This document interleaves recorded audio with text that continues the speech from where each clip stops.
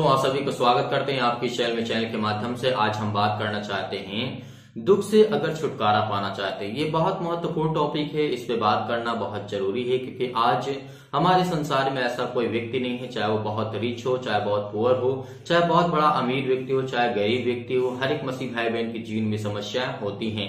हर व्यक्ति जो संसार इस पृथ्वी पर है, क्योंकि दुख हर एक मसीह भाई बहन के जीवन में, हर वो व्यक्ति जो इंसान इस प्राणी पर है, जो जीवित है, उसके जीवन में होती है। तो इन वचनों के आधार पे आज हम आपको समझाना चाहते हैं कि आप किस तरीके से छुटकारा पा सकते हैं। ये वचन और ये वीडियो आपके लिए बहुत महत्वपूर्ण है, इसीलिए आप बने रहिएगा अंत तक। आप सभी लोगों से मैं निवेदन करता हूं या फिर हमारी रिक्वेस्ट आप समझ लीजिए कि आप इन वचन को जरूर देखिए और पूरी वीडियो को देखिएगा ताकि आप जो कुछ सीख सकें और जान सकें और परमेश्वर की आशीष को अपने जीवन में प्राप्त कर सकें। तो चलिए आइए शुरू करते हैं। हमेशा की तरह आपसे हम फिर कहना चाहते हैं, अगर आपको लगता है चैनल के माध्यम से हम आपको कुछ बता सकते हैं या फिर सिखा सकते हैं तो जरूर चैनल को सब्सक्राइब करके रखें और बेल आइकन को प्रेस कर लें ताकि जो वीडियो उसका नोटिफिकेशन आप तक पहुंचता रहे, आप उन वीडियो को देख पाएं और सीख पाएं और प्रभु के वचन पे चल पाएं और अपनी जिंदगी में बेहतर और अपने आप को हमेशा सीखते रहें और लोगों को सिखाते रहें। तो चलिए आइए देखते हैं। आज हम देखना चाहते हैं दुख से छुटकारा। हर एक मसीह भाई बहन के जीवन में दुख तो है ही है, लेकिन संसार के हर एक प्राणी में, वो संसार में रहता है तो उसके जीवन में दुख और चिंताएं, मुसीबत, बहुत सारी प्रॉब्लम्स रहती हैं। तो परमेश्वर का वचन इस पे क्या कहता है, ये हमें विशेष ध्यान रखना होगा। यानी जिस पर हम विश्वास रखते हैं, जिस पर हम भरोसा रखते हैं और जिसके वचन को, जिसके आयत पर हम विश्वास करते हैं, जो परमेश्वर ने हमें दिया है, उसका वचन क्या कहता है। जैसा पहला वचन हम देखना चाहते हैं, यशा नबी के द्वारा लिखा गया है 41 और वचन नंबर 10 में लिखा है। ये बहुत महत्वपूर्ण हो जाता है हमारे लिए जब हमारे जीवन में दुख आती है, चिंताएं आती हैं। क्यों? क्योंकि वचन कहता है मत डर क्योंकि मैं तेरे संग हूं, इधर उधर मत ताक क्योंकि मैं तेरा परमेश्वर हूं। यहाँ पे परमेश्वर ने हमें क्या कहा है? परमेश्वर ने कहा है मत डर। मत डरने का मतलब यहाँ पे कहा है कि तो चिंता मत कर, दुख में है, मुसीबत में है, तो उस परेशानियों का सामना जो तो कर रहा है तो उससे मत डर क्योंकि मैं तेरे संग हूं। परमेश्वर हमें यहाँ पर भरोसा दिलाते हैं, विश्वास दिलाते हैं कि मैं तेरे संग हूं। जिस तरीके हमारे अंदर आत्मा होती है, मैंने विश्वास के बारे में कई बार इस एग्जाम्पल को दिया है, जिस तरीके हमारे शरीर में आत्मा होती, हम आत्मा को देख नहीं सकते, उसी तरीके परमेश्वर है, हम परमेश्वर को देख नहीं सकते। इसीलिए हमें क्या करना होगा? विश्वास करना होगा। आप तो विश्वास करते हैं, बिलीव करते हैं कि आप जीवित हैं, आपके अंदर आत्मा है, तभी तो आप हर चीजों का अनुभव कर पा रहे हैं, देख पा रहे हैं, स्पर्श कर पा रहे हैं, छू पा रहे हैं, बोल पा रहे हैं, सुन पा रहे हैं। तो ये आपका विश्वास है। उसी तरीके परमेश्वर पर आपको विश्वास जमाना होगा और आपको विश्वास को अपने अंदर दृढ़ निश्चय करना होगा। इसीलिए आपको इस वीडियो को अंत तक और देखना होगा।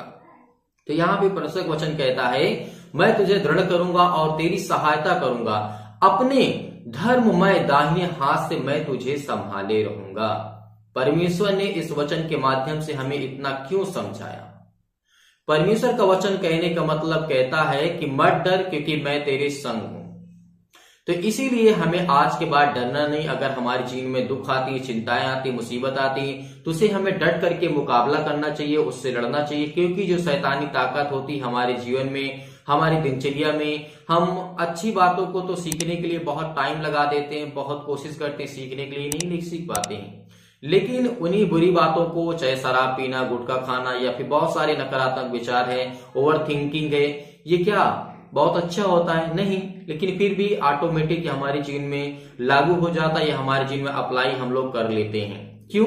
क्योंकि ये बहुत इजी होता है। वो शैतान यही चाहता है कि आपके जीवन में किसी भी तरीके से आपको शैतान गिरा करके रखे, आप अच्छी तरीके से चल ना पाए अपने जीवन में, लाइफ में। अगला वचन देखना चाहते हैं मरकुस अध्याय 16, 17 और 18 में। यहाँ पे लिखा है, मरकुस के पुस्तक में जब हम पढ़ते थे, यहाँ पे परमेश्वर ने क्या कहा है? एक बात याद रखना, और विश्वास करने वालों में ये चिन्ह होंगे कि वे मेरे नाम से दुष्ट आत्माओं को निकालेंगे।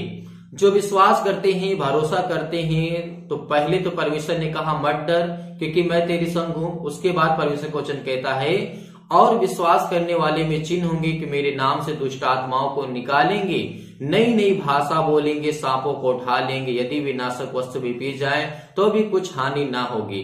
अब यहाँ पे बहुत सारे मसीह भाई बहन के कंफ्यूजन रहता है मन में, और बीमार लोगों पर जब हम हाथ रखेंगे तो वे चंगे हो जाएंगे। आज आप देखते हैं कोई व्यक्ति किसी के लिए प्रार्थना करता है तो अगर बीमारी में है, दुख में है, चिंता में है, तो उसके लिए परमेश्वर कहता है उसे मैं ठीक करूंगा, उसे मैं चंगा करूंगा।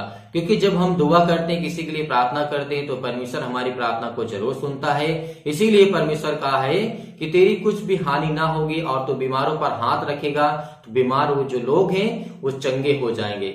आपको इतना धैर्य रखना होगा, विश्वास रखना होगा कि परमेश्वर में हर प्रकार के दुख से, हर प्रकार की बीमारियों से, हर प्रकार की चिंताएं से, अपने घर से, फैमिली से, अपने परिवार से, अपने बच्चे के लाइफ से, जीवन से आप परेशान हैं। आपके बच्चे यदि आज बहुत ज्यादा यानी नकारात्मक विचार की ओर जा रहे हैं, नेगेटिव विचार की ओवर थिंकिंग जो होती है, अगर डिप्रेशन का शिकार हो रहे हैं तो हमें कमेंट के माध्यम से जरूर बताइए, ताकि हम उनको समझा सके, बता सके और उनके लिए प्रार्थना कर सके, दुआ कर सके, और जो हमारे लोग हैं उनके लिए प्रार्थना कर सके, दुआ कर सके।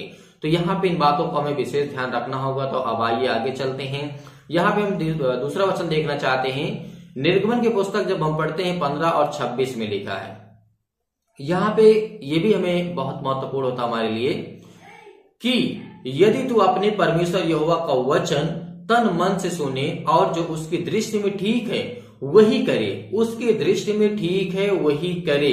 परमेश्वर क्वेश्चन क्या कहता है, यहाँ पे हमें क्या देना है, उसके दृष्टि में जो ठीक है वही करे। परमेश्वर क्वेश्चन कहता है और उसकी सब विधियों, उसके जो नियम है, उसको जो कानून है जो परमेश्वर ने दिया है, तो हमारे अंदर किसी प्रकार की बीमारियां, किसी प्रकार के दुख, किसी प्रकार की चिंताएं नहीं रहेंगी। अगर हमने गलत कार्य करना छोड़ दिया तो हो सकता है हमारे अंदर बहुत कुछ अच्छा बदलाव आ जाए अपने लाइफ में, अपने जीवन को, आपके बेटे के जीवन में, आपके जीवन में, आपके घर में, आपके परिवार में बहुत कुछ परिवर्तन हो सकता है। क्योंकि वो आप पे डिपेंड करता है, वो आप पर, आप कैसे किस तरीके से मैनेज करते हैं, हर एक चीज को आपको देखना होगा। आपकी दिनचर्या कैसी होती है, आपकी लाइफ स्टाइल कैसे होती है, वो आपको देखना होगा, वो आपको समझना होगा। इन बातों से आप समझ रहे होंगे, इसीलिए परमेश्वर ने कहा है कि मैं तुम्हारा चंगा करने वाला यहोवा परमेश्वर का मतलब वो ईश्वर, वो संसार का रचयिता, वो संसार का सृष्टिकर्ता जिसने संसार को बनाया है। तो परमेश्वर ने कहा कि मैं तुम्हारा चंगा करने वाला यहोवा परमेश्वर हूं। इस बात को हमेशा याद रखना। अगला वचन दूसरा राजा अध्याय 20 और वचन नंबर 5 में परमेश्वर का वचन यहाँ पे क्या कहता है, यहाँ पे ध्यान रखना। मैंने तेरी प्रार्थना सुनी और तेरे आंसू देखे, देख मैं तुझे चंगा करूंगा, परसों तू यहोवा के भवन में जाने पाएगा, यानी जा सकेगा। ये राजा के विषय में कहा गया था कि वो राजा बीमार था।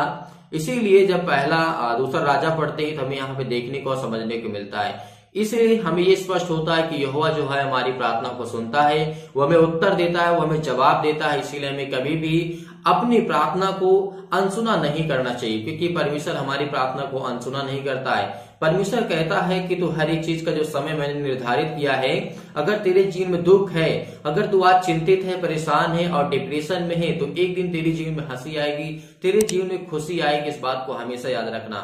जैसे सबोपदेशक के अध्याय 3 में परमेश्वर ने कहा है कि हर एक चीज का जो आकाश और पृथ्वी के बीच में होता है, उसका समय मैंने जो निर्धारित किया है वो आपके लिए है, आपके परिवार के लिए, आपके घर के लिए, आपको किस तरीके पृथ्वी पे रहना है। परमेश्वर ने इस तरीके हमको समझाने की कोशिश की है। तो इन बातों को हमें समझना चाहिए और ध्यान पूर्वक इस पे हमें विशेष ध्यान रखना चाहिए और मनन करना चाहिए और उसके वचन को, उसके आयत को देखना चाहिए। यहीं पर जब देखते हैं हम भजन संहिता अध्याय 22 और 24 में लिखा है, परमेश्वर ने क्या कहा, क्योंकि उसने दुखी को तुच्छ नहीं जाना और ना उससे घृणा करता है और न उससे अपना मुंह छिपाता है, पर जब उसने उसकी दुहाई दी तब उसने उसकी सुन ली। यानी परमेश्वर का वचन क्या कहता है, जो आज दुखित हैं, जो चिंतित हैं, परेशान हैं, डिप्रेशन में, अपने बच्चों को लेकर के, घर को लेकर के, लाइफ को लेकर के आप परेशान हैं, परमेश्वर कहता है ठीक है तो परेशान है, मैं तुझे तुच्छ नहीं जानता हूं और ना मैं तुझसे घृणा करता हूं। कितने भी पाप करता है, मैं तेरी हर एक अपराधों को, हर एक गुनाहों को मैं क्षमा करता हूं। क्या परमेश्वर हमारे अपराधों को नहीं क्षमा करता? अगर आज हमारे अपराधों को क्षमा ना करता होता, जो हमारे जीवन के पाप हैं, तो क्या आज हम जीवित होते?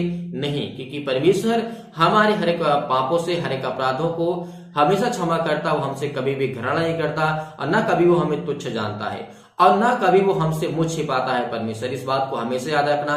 बहुत मसीह भाई बहन की होती शिकायत की परमेश्वर मेरी प्रार्थना नहीं सुनता, मुझे जवाब नहीं देता, तो धैर्य रखिए, विश्वास रखिए, पेशेंस रखिए। अगर आपको अच्छा बेहतर बनना है तो अपने आप को स्ट्रांग करना होगा, मजबूत होना होगा। तो आपको क्यों नहीं अपने आप को अंदर को मजबूत करने के बजाय आप परमेश्वर पर दोष लगा रहे हैं, अपने आप को ठीक करने के बजाय आप परमेश्वर पर दोष लगा रहे हैं, तो ये गलत बात है। आपको ध्यान देना होगा कि परमेश्वर ना हमें कभी वो तुच्छ समझता है, ना कभी वो हमसे घृणा करता है, और ना कभी वो हमसे अपना मुंह छुपाता है। इस बात को हमेशा याद रखना। और जब हम उससे दुहाई देते हैं, उससे प्रार्थना करते हैं, दुआ करते हैं, मिन्नतें करते हैं, अपने घुटने टेक करके या भी किसी भी रूप में जब हम प्रार्थना करते, दुआ करते हैं, तो हमारी दुआ जरूर वो काम करती है, जरूर प्रार्थना काम करती है दूसरे जीवन को बेहतर करने के लिए, बनाने के लिए। इस बात को हमेशा याद रखना। कभी भी परमेश्वर से शिकायत मत करना, क्योंकि आयूब ऐसा व्यक्ति था, कभी उसके परमेश्वर ने उसके जीवन में इतनी सारे दुख शैतान के जरिए जो आया, लेकिन कभी भी आयूब ने परमेश्वर को गलत नहीं कहा, कभी परमेश्वर से ये शिकायत नहीं की, पिता आज तूने मेरे जीवन में इतना दुख क्यों दिया। आयूब के जीवन की घटना को आप जानते हैं ना, इतनी दर्दनाक। आप जब पढ़ेंगे आपको समझ में आएगा, आपको सीखने को मिलेगा, जानने को मिलेगा। इसीलिए कभी भी आप तुच्छ मत परमेश्वर की बातों को समझिए। इसीलिए अगर हमारे मन में ये बातें आ गई कि नहीं मेरी परमेश्वर प्रार्थना नहीं सुनता, इसका मतलब है या हमारा विश्वास कमजोर है या फिर वो परमेश्वर झूठा है। तो ये बात आप डिसाइड कर सकते हैं, आप सोच सकते हैं आपकी थिंकिंग क्या है, आपकी सोच क्या है, आपकी नकारात्मक विचार क्या है, आपकी पॉजिटिव विचार क्या है, ये आप पे डिपेंड करता है। आपको सीखना है, आपको समझना है। तो यहाँ पे एक वचन और हम देखना चाहते हैं। परमेश्वर वचन कहता है इसी पुस्तक में वचन संहिता अध्याय 31 और वचन नंबर 24 में कहा है, हे यहोवा पर आशा रखने वालों, यहाँ पे दाऊद कहते हैं, हे यहोवा पर आशा रखने वालों, हिवाव बांधो और तुम्हारे हृदय दृढ़ रहे। परमेश्वर का वचन ये कहता है कि हमेशा तुम मजबूती के साथ, बड़े हिवाव के साथ, बड़े दिलेरी के साथ परमेश्वर के सामने डट करके आप प्रार्थना करें, प्रेयर करें। आपकी प्रार्थना जरूर सुनी जाएगी। अगर आप दुखित हैं, आप चिंतित हैं, परेशान हैं, तो ये परमेश्वर का वचन कहता है। एक वचन इसी पुस्तक में लिखा हुआ है, 34वें अध्याय 19 में लिखा है, धर्मी पर बहुत सी विपत्तियां पड़ती हैं। ये भी याद रखना। परमेश्वर का वचन क्या कहता है, धर्मी पर बहुत सी विपत्तियां पड़ती हैं, परंतु यहोवा उन सब से मुक्त करता है, आजाद करता है। आपके पास बीमारियां आएंगी लेकिन वो टिकेंगे नहीं, आपके पास कर्जे आएंगे लेकिन टिकेंगे नहीं, आपके पास आर्थिक स्थिति आपकी बहुत खराब होगी फिर भी वो आपके सामने नहीं टिकेगा,